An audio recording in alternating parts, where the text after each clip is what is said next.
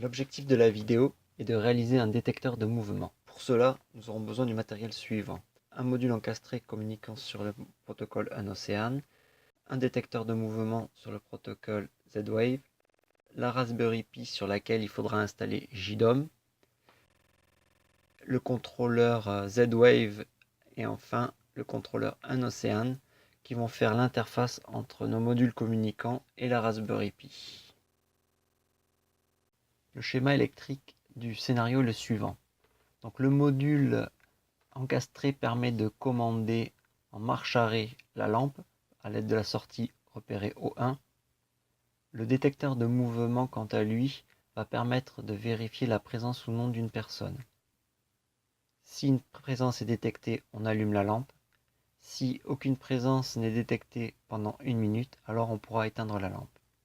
Un fonctionnement semblable pourrait être possible en utilisant 2 détecteurs de mouvement et les 2 sorties du module encastré O1 et O2. Dans ce cas-là, le détecteur 1 permet de commander la sortie 1 et le détecteur 2 permet de commander la sortie numéro 2. Quel fonctionnement désire-t-on avoir? On va raisonner de la façon suivante. Si le capteur détecte un mouvement, alors on va allumer la lampe. Sinon, dans 1 minute, on va éteindre la lampe. Il va falloir donc retranscrire ce raisonnement en scénario dans JDOM. Dans JDOM, avant de créer le scénario, on va s'assurer que nos différents modules, donc le détecteur de mouvement et le module encastré, sont bien inclus dans nos contrôleurs. Donc pour le module encastré, c'est le protocole ANOCEAN. Donc il est ici. Je l'ai déclaré dans l'objet parent extérieur. Et pour le détecteur de mouvement, le protocole Z-Wave, donc il est ici. Je l'ai également déclaré dans l'objet parent extérieur. Pour créer un scénario, il faut cliquer sur Outils, puis Scénario. Donc on va ajouter un scénario, on va cliquer sur Ajouter. On va nommer le scénario, on va l'appeler détecteur mouvement. On valide. Donc ce détecteur de mouvement, on va l'associer à l'objet parent extérieur. On va le rendre actif et visible. Mode du scénario, on va provoquer donc le déclenchement du scénario. Et le déclencheur, ça va être le détecteur de mouvement. À chaque fois qu'un mouvement est détecté ou lorsque le détecteur ne détecte plus de mouvement. Donc mon détecteur de mouvement est dans l'objet parent extérieur. Je cherche le détecteur de mouvement, Motion Sensor, et je choisis la commande qui correspond à la présence. Donc ici, présence. Et je valide. Donc le scénario sera mis en marche seulement lorsque on détectera une présence ou lorsque cette présence disparaît. Je sauvegarde. La création du scénario se fait en cliquant sur l'onglet à droite Scénario. Il va falloir ajouter un bloc. Donc on clique sur Ajouter un bloc. On nous demande quel type de bloc on souhaite ajouter. Donc d'après nos conditions, c'est si, alors, sinon. J'enregistre. Donc ma condition si apparaît. Donc on a vu précédemment que la condition si un mouvement est détecté.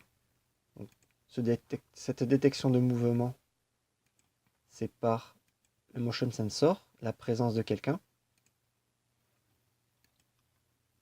Et cette détection, c'est lorsque le module est déclenché. Qui correspond lorsque le motion sensor qui est dans l'objet parent extérieur détecte une présence, c'est égal à 1. Alors, qu'est-ce que je souhaite faire lorsque je détecte une présence? Je veux allumer. Donc je vais faire une action. Et pour allumer l'éclairage, il faut aller chercher le module d'éclairage. Donc dans l'objet parent extérieur, mon module d'éclairage, et l'éclairage, je souhaite commander la sortie numéro 1. Donc c'est on 1. On 2 correspond à la sortie numéro 2. Donc je souhaite mettre à on la sortie numéro 1. Je valide. Donc la condition, si une présence est détectée, alors j'allume l'éclairage. Sinon, donc j'appuie sur la flèche ici. Sinon, qu'est-ce que je souhaite faire? Mais je veux, dans 1 minute, éteindre la lampe. Un bloc. Dans. Ici, je marque le temps, donc j'ai décidé de prendre 1 minute, donc je mets 1. Et dans 1 minute, qu'est-ce que je veux faire? Je veux réaliser une action, et cette action, ça va être éteindre la lampe, qui correspond à la sortie numéro 1, donc off 1. Et je valide. Et puis je sauvegarde.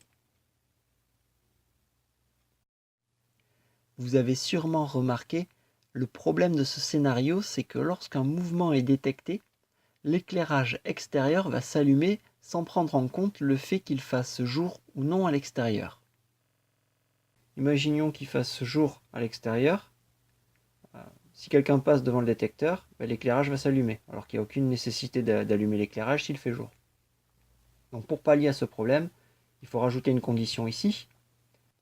La nouvelle équation permettant l'allumage de la lampe est donc si un mouvement est détecté par le motion sensor et qu'il fait sombre à l'extérieur, c'est-à-dire que la luminosité mesurée est inférieure à par exemple 150 lux, alors je demande l'allumage extérieur.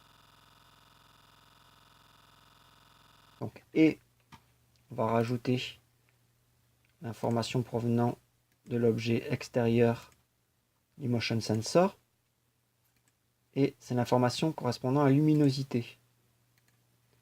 Je vais choisir un seuil en dessous duquel il faudra éclairer. Donc si la luminosité est inférieure à, bon, je vais mettre par exemple 150 lux. Donc si il y a un mouvement et que la luminosité est inférieure à 150 lux, alors j'allume l'éclairage extérieur. Sinon, dans 1 minute, j'éteins. Donc je sauvegarde, j'exécute, et je vais aller voir au niveau du dashboard ce qui se passe. Donc pour l'instant, il n'y a aucun mouvement. L'éclairage extérieur est aux alentours de 212 lux. Donc il fait suffisamment jour pour ne pas les éclairer. Je vais passer devant le motion sensor. Donc, un mouvement est détecté, mais on n'allume pas l'éclairage extérieur. Donc je vais mettre le détecteur, le motion sensor un peu plus dans la pénombre. Donc je viens de mettre le motion sensor dans la pénombre. On a une luminosité de 1 lux mesurée. Cette fois-ci, si je passe devant le capteur, il détecte ma présence et du coup, il allume la lampe. Voilà, le scénario est fonctionnel. L'éclairage est mis en marche qu'à partir d'un certain seuil de luminosité lorsqu'un mouvement est détecté. Retrouvez le sujet de travaux pratiques utilisant ce module en suivant le lien présent sur la page ou à la rubrique TP-MELEC du site Electrotoile. Je vous remercie d'avoir regardé la vidéo et je vous dis à bientôt.